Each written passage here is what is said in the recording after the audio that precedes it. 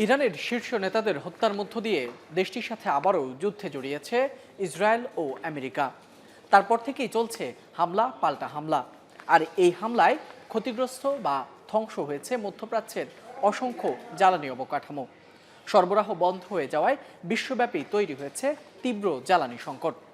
অন্যান্য দেশের মতো এই সংকট মোকাবিলায় এবার জ্বালানি ও ব্যয় সংকোচন নীতিতে হাঁটছে বাংলাদেশ।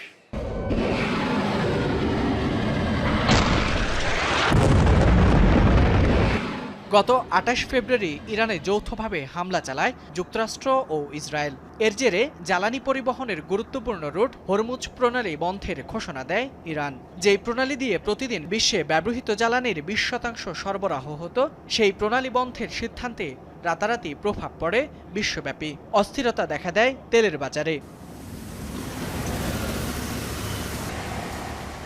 অন্যান্য দেশের মতো মধ্যপ্রাচ্যের উত্তেজনার প্রভাব পড়েছে বাংলাদেশেও।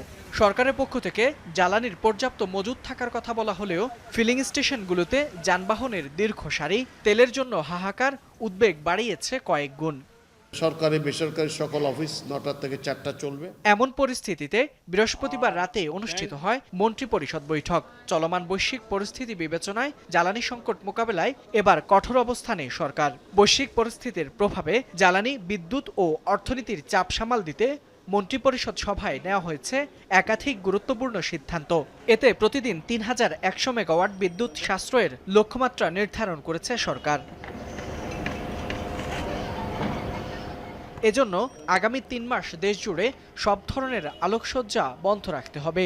সরকারি ও বেসরকারি অফিস চলবে সকাল ৯টা থেকে বিকেল ৪টা পর্যন্ত। ব্যাংকিং সেবা কার্যক্রম সীমিত করা হয়েছে সকাল ১০টা থেকে বিকেল ৩টা পর্যন্ত। জরুরি সেবা ছাড়া সব অফিস, বিপণী বিতান ও বাণিজ্যিক প্রতিষ্ঠান সন্ধ্যা ৬টার মধ্যে বন্ধ করার নির্দেশ দেওয়া হয়েছে। সরকারের এমন নির্দেশনা বাস্তবায়নের মধ্য দিয়ে ৩,১০০ মেগাওয়াট বিদ্যুৎ সাশ্রয়ের প্রত্যাশা করছে সরকার। সরকারি অর্থায়নের সকল বৈদেশিক প্রশিক্ষণ বন্ধ করা হয়েছে পুনরাদেশ না দেওয়া পর্যন্ত। বৈঠকে জ্বালানি সংকট মোকাবেলায় স্বল্প, মধ্য ও দীর্ঘমেয়াদী পরিকল্পনা, পর্যালোচনা ও প্রয়োজনীয় পদক্ষেপ নেওয়া হচ্ছে। সরকারি ব্যয় কমাতে দেওয়া হয়েছে কঠোর নির্দেশনা। মন্ত্রী ও কর্মকর্তাদের গাড়ির জ্বালানি ব্যবহার ৩০% কমানো হচ্ছে। বিদেশ ভ্রমণ ও প্রশিক্ষণ বন্ধের পাশাপাশি অভ্যন্তরীণ ব্যয় ও অর্ধেক কমানোর সিদ্ধান্ত মন্ত্রিপরিষদের বৈঠকে। কর্মকর্তাদের বিদেশ ভ্রমণ ও প্রশিক্ষণ বন্ধ ছাড়াও সরকারি খাতে নতুন গাড়ি, কম্পিউটার সহ বিভিন্ন ক্রয় আপাতত বন্ধ রাখার সিদ্ধান্ত নিয়েছে সরকার। বৈশ্বিক এই সংকট মোকাবেলায় সরকারের এমন সিদ্ধান্ত কতটা কাজে দেয় সেটি এখন দেখার বিষয়। ফয়সাল মাহমুদ, যমুনা নিউজ, ঢাকা।